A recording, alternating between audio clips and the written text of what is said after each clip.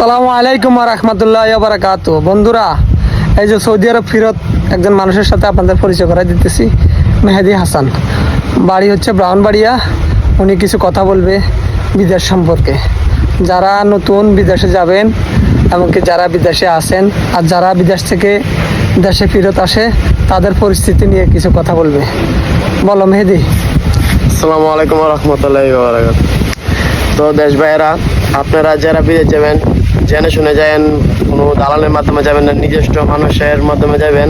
তো আমি বিদেশ গেছিলাম দালালের মাধ্যমে। তো আমাকে বলছিল যাবার মাত্রই আমাকে 1 বছরের আকামা দেওয়া হবে। আমাকে 1 বছর আকামা দেওয়া হয়নি।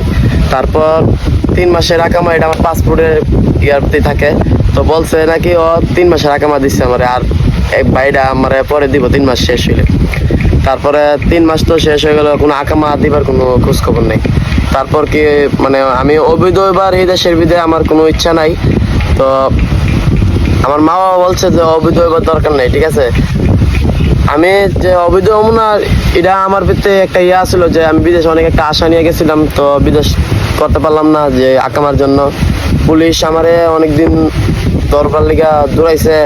আমি পলায় পলায় কাজ করছিলাম 3 মাস, শুধু 3 মাস থাকছিলাম। 3 মাস পরে পুলিশ আমারে মানে দরবার লেগে চেষ্টা করছে, কিন্তু পারছে না। আমার অনেক লোক ছিল, আমার আত্মীয় স্বজন ছিল। তো আমার মামাতো ভাইয়ের কাছে নাম হয়েছে সাগর, মক্কা গিয়ে থাকছিলাম 15 দিন। 15 দিন পরে আবার লিটাং আমি বাংলাদেশ ব্যাক করলাম। তো আমার যে দালাল নিছে ও দালালের কাছে সুবিধা না। তোমরা যে বিদেশ যাও জেনে শুনে যাবা, দালালের মাধ্যমে যাবেন না, ঠিক আছে। দালালের মাধ্যমে যাবেন তো জীবনের একটা ধরা খাবেন। আর কাজ বিদেশ গেলে অনেক ধৈর্য ধরন লাগে। ধৈর্য কাজ মনে করেন, ধৈর্য ধরতে ধৈর্যর ফল মিষ্টিও। আপনারা গিয়ে ভাল লাগবে না, বংশং বন্ধু বান্ধবের কথা শুনবেন, আই ফরব। তো আই ফরলে সবকিছু সমাধান হবে না। এই যেমন আমি আয়া বুঝতেছি বাড়ির কি কষ্ট, বাড়ির কেউ দেখতে পারবে না। বাড়ির ঘরের মানুষ মনে করেন বিশ্বের মতন আপনারা দেখবে, ঠিক আছে। তো আমার মা বাবা আমার এখন অনেক বিশ্বের মতন দেখে, আমি বুঝাইবার মতো না এমন একটা পরিচিতি আছি, ঠিক আছে। তো আসসালামু আলাইকুম। আপনারা সবাই ভালো থাকবেন, সবাই দেখে শুনে বিদেশ যাবেন। আসসালামু আলাইকুম। কথাটা সবাইকে উনি বলছে, যারা নতুন বিদেশ যাইবা তাদের জন্য কথাটা উপদেশমূলক।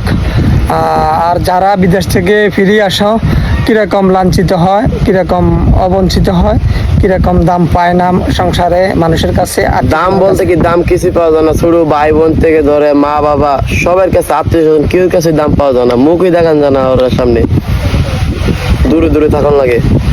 গরম এক মুঠ ভাত খেতে গেলে একটা খোঁড়া দিব, বুঝছেন না। আপনারা যারা নতুন বিদেশ যান বুঝে শুনে যাইবেন।